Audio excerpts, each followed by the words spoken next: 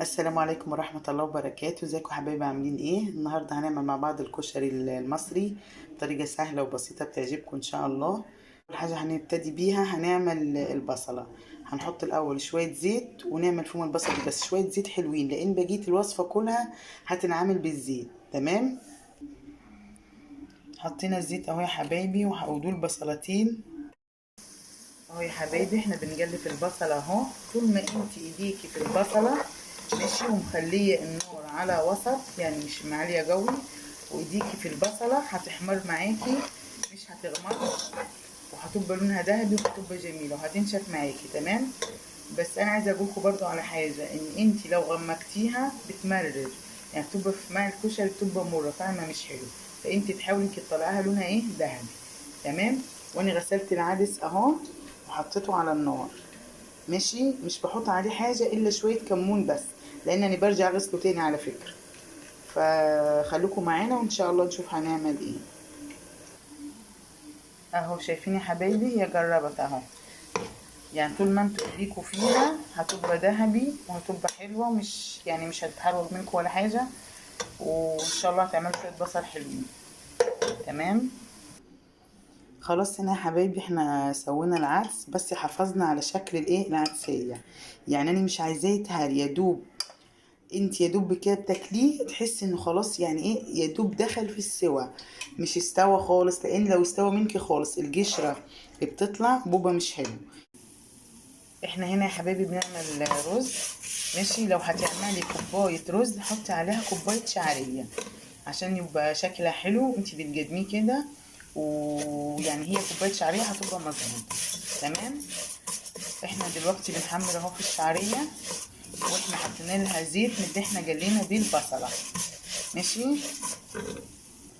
والعدس اهو يا حبايبي دي في مصفى اهو بيتصفى، ادينا له شطفه واحده وهنسيبه هنا يتصفى. تمام، خلاص يا حبايبي هنا حمرنا الشعريه كده لونها ذهبي وحلو، هنحط عليها الرز اهو يا حبايبي. حطينا الرز وحطينا الملح والفلفل الاسود، حطينا دلوقتي الميه. ماشي، مش تكتري عن كده.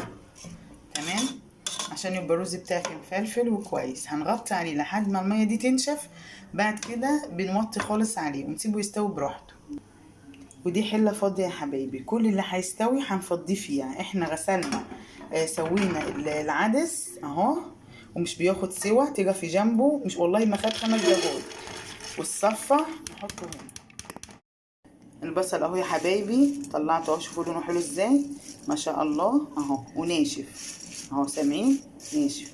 انت عشان تعمليه كده ويطلع معاكي كده، لما تيجي تطلعيه تصفيه حلو من الزيت. واني زي ما وريتكم كنت موطيه النار، مش موطيها خالص يعني وسط، وايدي فيه على طول، مش هروح هنا ولا هنا واسيبه. ماشي، واطلعه واصفيه كويس من الزيت، وافرده بعيد عن بعضه لحد ما ينشف زي ما انتم شايفين كده. اهو يا حبايبي حاطين هنا، كنا حاطين ميه المكرونه وغلت، حطينا نص كيلو نص كيس مكرونه صغنونه، ونص كيس اسباجيتي اهو، الصغنونه اللي هي دي. ماشي، وهنسيبها بقى ايه تستوي. بس المكرونه الاسباجيتي بالذات لازم كل شويه تقلبيها علشان مش تمسك في بعضيها. برضو مش بنيجي عليها في السوا زي ما انتوا شايفين كده، لازم تبقى مفلفله. واني بديها شطفه تحت الحنفيه، وبعد كده بديها معلقتين زيت من اللي هم بتوعت البصله، عشان ده انا مفلفله على ما احطها على الرز، على ما تصفي الميه بتاعتها. ماشي، وبديها شويه ملح لان احنا مش اديناها ملح عشان بغسلها. الرز اهو يا حبايبي خلص، هنحطه على العدس زي ما قلت لكم، دي حله فاضيه حطينا فيها اهو العدس. هنحط دلوقتي الرز اهو يا حبايبي، الرز حطيناه، وهنحط دلوقتي المكرونه اهو يا حبايبي. يبقى احنا حطينا العدس على الرز على المكرونه. لو انتي مش عايزه تحطي ملح ساعه ما حطينا على المكرونه بعد ما غسلناها، ممكن تحطي دلوقتي معلقه ملح وتقلبي كله في بعضه. تمام، وهنحط لها شويه زيت اهو، الزيت دي اللي بيدي الطعم، مع ان عاملين الرز بالزيت بس اهو علشان المكرونه وعلشان العدس وكده، وعشان يبقى مفلفل، هو دي اللي بيدي الطعم والريحه. عايزه تحطي شويه بصل معاهم حطوا. دلوقتي انا هقلب كله في بعضه اهو يا حبايبي جلبنا كله في بعضه، لازم يكون بيلمع كده، ولازم تظبطي تعملي مقدار الرز يبقى ماشي مع مقدار المكرونه مع مقدار العدس، ويا ريت لو العدس اكتر شويه. تمام بيبقى حلو، اما لو جليل مش بيبقى حلو. والزيت شوفوا مدينه لمعه عامله ازاي، زي بتاع المحلات واحسن والله وانضف، على جال انت عارفه انت عاملاه ازاي. تمام اهو زي ما انت شايفه كده اهو، كل واحده مش لها علاقه بالتانيه، مفيش واحده ماسكه في ايه في اختها. ماشي اهو زي ما انتم شايفين، وجلبت كله بعضه شوفوا اهو كله زي بعض ومفلفل وما شاء الله بيلمع وشكله حلو. عايزه تحطي شويه بصل وتجلبيه معاه تمام مفيش مشكله، نحط ايه شويه بصل ونجلبهم معاه.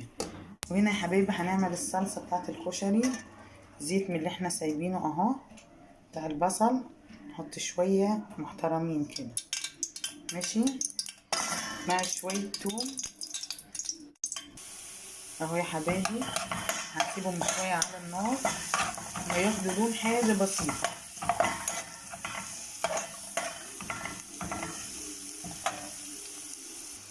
اهو يا حبايبي زي ما انتم شايفين هما كده، يعني هو التوم كده تمام ماشي.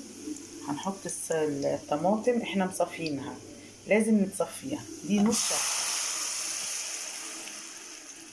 وهنحط عليها شويه كمون وواحده مرقه وشويه شطه وملح وبس كده، نسيبها تتسبك وشويه سكر بسيطه. وهنحط دلوقتي الشطه تمام اهو، بس احنا هنخليها يعني حاره بزياده عشان احنا بنحبها كده زي المطعم يعني، فكده كويس.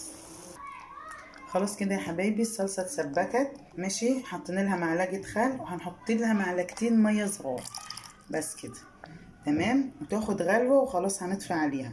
احنا عايزينها مش تبقى تقيله جوه ولا خفيفه، تظبطي بقى الملح بتاعها. وكده يا حبايبي خلصنا الكشري، يا رب تكون الطريقه سهله وبسيطه وتكون عجباكم. اهم حاجه بس تطلعيه كده مفلفل ويكون بيلمع، دي يعني اهم حاجه، ومش تخلي الحاجه مستويه قوي، لازم تكون السوا كده مظبوط. تمام. والصلصه اهي، واحنا بقى هنتغدى بالهنا والشفا يعني إلنا. والسلام عليكم ورحمه الله وبركاته.